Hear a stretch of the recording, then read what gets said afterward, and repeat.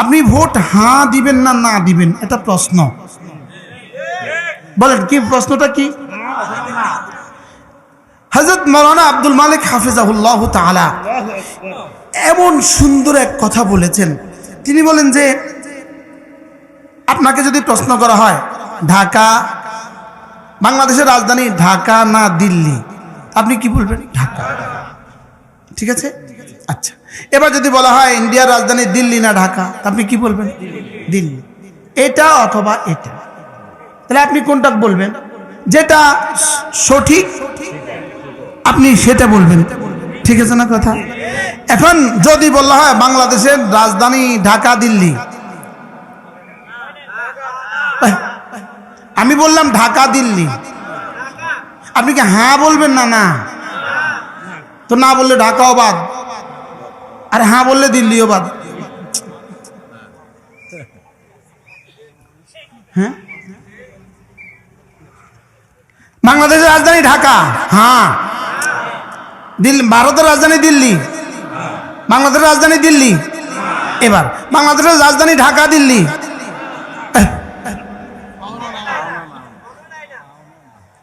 এখন এখানে কিছু পয়েন্ট আছে হ্যাঁ, কিছু পয়েন্ট আছে না। আপনি একসাথে যদি হ্যাঁ বলেন তো না রে হ্যাঁ বলা হয়ে গেল। আর কিছু পয়েন্ট আছে হ্যাঁ, কিছু পয়েন্ট আছে না।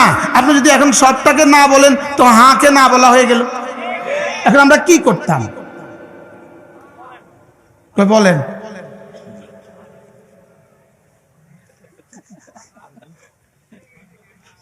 আমরা কি করতাম এখন এই মুহূর্তে? আমরা কি করতাম? কিছু পয়েন্ট আছে আমাদের সাথে সাংঘর্ষিক, কিছু পয়েন্ট আছে এই দেশের জন্য, এই রাষ্ট্রের জন্য জরুরি, কিছু পয়েন্ট আছে রাষ্ট্রের জন্য কি, আর কিছু পয়েন্ট আছে কি আমাদের ইমানের সাথে সাংঘর্ষিক। এখন আমরা কি করতাম? যদি হ্যাঁ বলেন সাংঘর্ষিকটাকে হ্যাঁ বললাম, আর যদি না বলেন জরুরিটাকে না বললাম। এখন আমরা কি করব একটু চিন্তা ভাবনা করেন।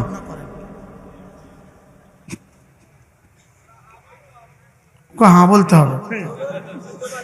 আপনি দিল্লিতে বাংলাদেশের রাজধানী কেমনে কইবেন?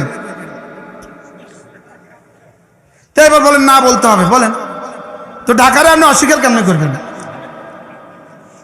কি যদি আমাদেরকে অপশন দিত, হ্যাঁ যেটা আপনার ভাল লাগে এটাতে টিক চিহ্ন দেন, যেটাতে ভাল লাগে না এটা ক্রস মেরা দেন, আমরা সুন্দর টিক ক্রস দিন। এটা সুন্দর হইতো নাম বললে গিয়া।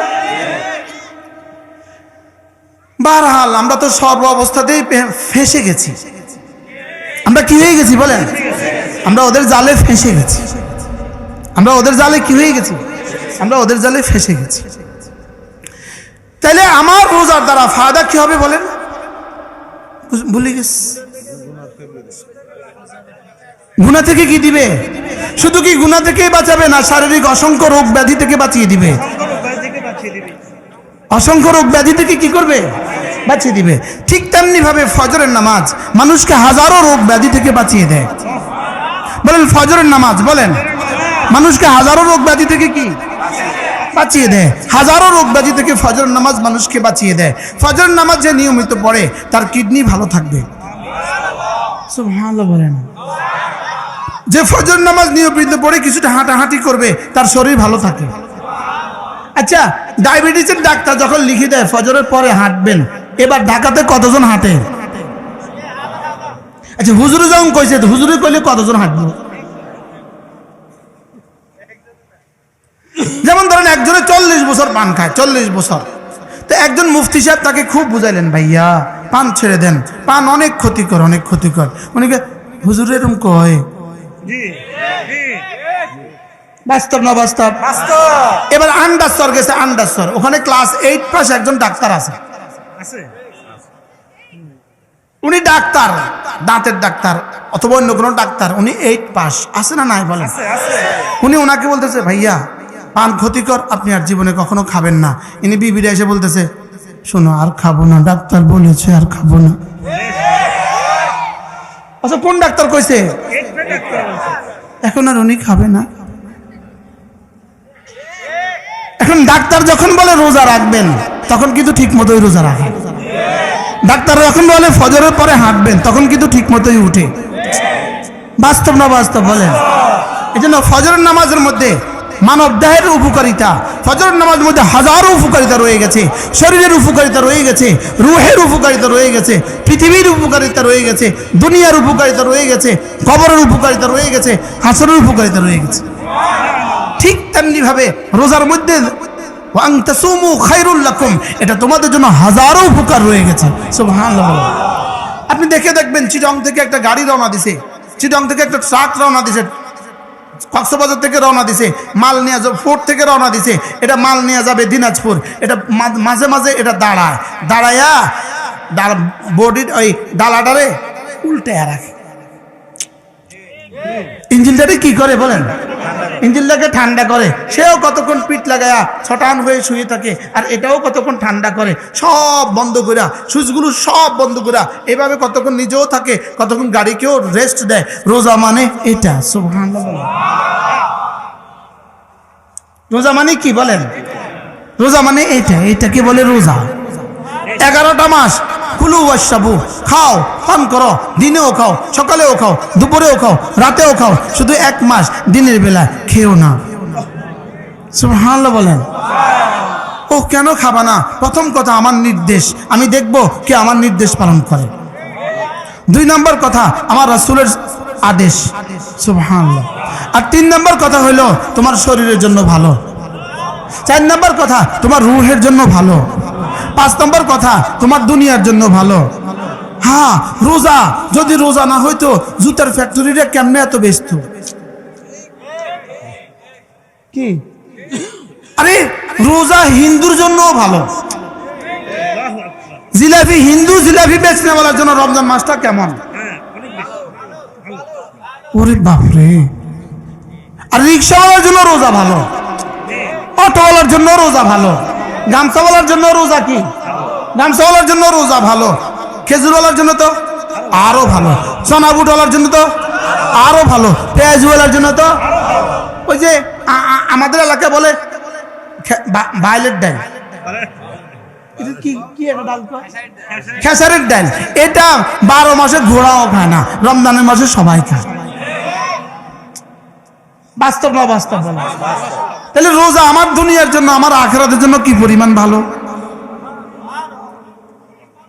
হ্যাঁ, বাকি মজার বিষয় হলো রোজা শুধু দুনিয়ার জন্য রব দেন নাই, দিয়েছেন আখিরাতের জন্য, ভিতরে দুনিয়াও রেখে দিয়েছেন। সুবহানাল্লাহ। দিয়েছেন কেন বলেন? আখিরাতের জন্য, ফাঁকে দুনিয়াও কি রেখে দিয়েছেন। 11 মাসে যা বেচে, রমজান মাসে তার চেয়ে বেশি বেচে না বেচে না?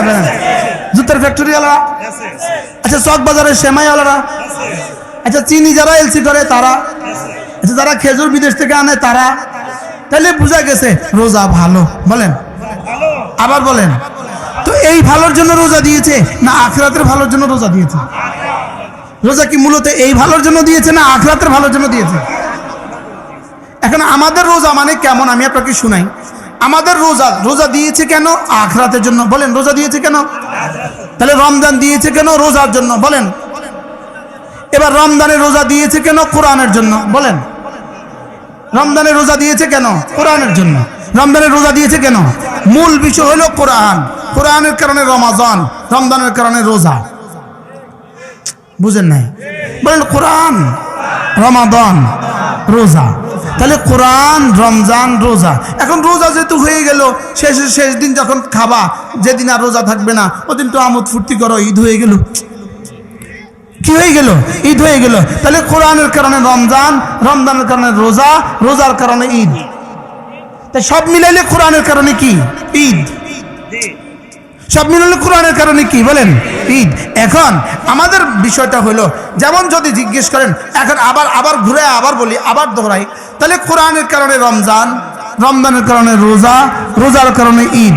ঈদের কারণে বাংলাদেশের জুতার ব্যাপারী চাঙ্গা, ঈদের কারণে বাংলাদেশে গার্মেন্টসের ব্যাপারী চাঙ্গা, ঈদের কারণে বুটওয়ালা চাঙ্গা। এখন বুটওয়ালাকে জিজ্ঞেস করেন, তুমি এত ব্যস্ত কেন?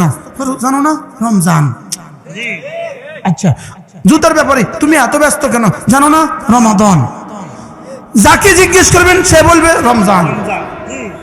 কিন্তু রমজান কোন কারণে? কোরআনের কারণে। বলেন রমজান কোন কারণে?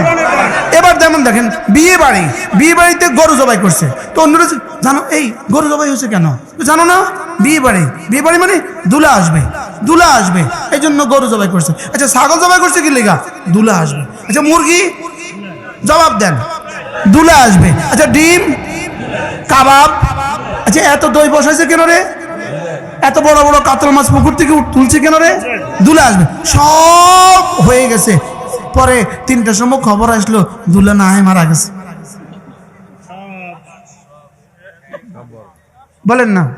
তাহলে দুলা ছাড়া এই সব আয়োজন যেমন, কোরআন ছাড়া আমাদের এই সব আয়োজন তেমন।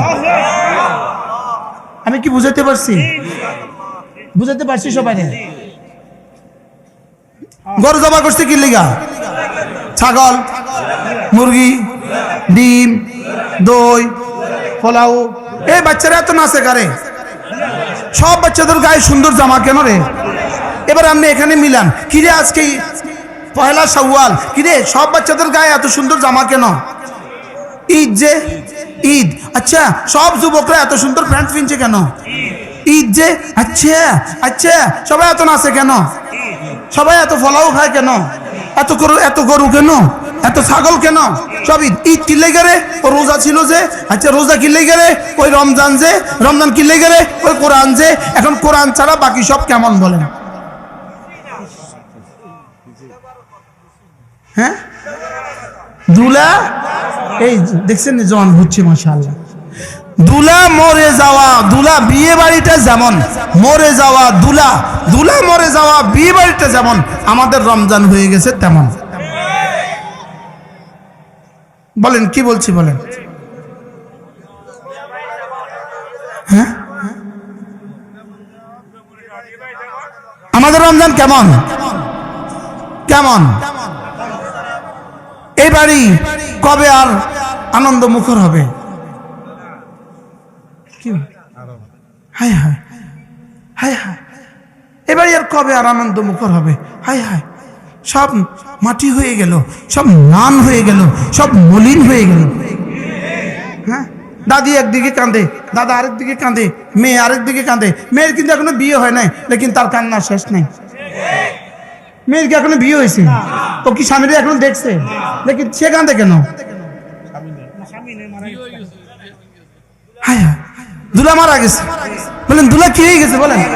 এখন এই জাতি এত আনন্দের পরে এত বুট, এত পেঁয়াজু, এত সোনা বুট, এত ইফতারি, এত সেহরি সব পরে যখন যায় দেখবো কি রে নাই দে কিছু, কোরআন দে নাই, কি নাই বলেন কি নাই? এই জন্য মেরে ভাইও রমজান তো বুঝলাম, রমজান আল্লাহর কসম, রমজান দিয়েছেন আল্লাহ তাআলা সিয়ামের জন্য, রমজান দিয়েছেন দিনের বেলা রোজা রাখার জন্য। এই জন্য আল্লাহ তাআলা বলেন শাহরু রমাদান আল্লাযী, আমি পুরা পড়তে গেলে সময় বেশি চলে যাবে, এই জন্য মধ্যখানেরটা বলে বাদ দিলাম। এরপরে শাহরু রমাদান আল্লাযী উনজিলা ফীহিল কুরআন, আল্লাহ তাআলা বলেন এটা রমজান মাস। আমি বললাম আল্লাহ রমজানে আপনি রোজা দিলেন কেন? আল্লাহ তাআলা বলেন উনজিলা ফীহিল কুরআন, কারণ রমজানে আমি কোরআন দিয়েছি। রমজানে কি দিয়েছি বলেন? তাহলে রমজান বেশি দামি না কোরআন বেশি দামি? সুবহানাল্লাহ, রমজান বেশি দামি না কোরআন বেশি দামি? এবার কোরআন বেশি দামি না কোরআন ওয়ালা বেশি দামি?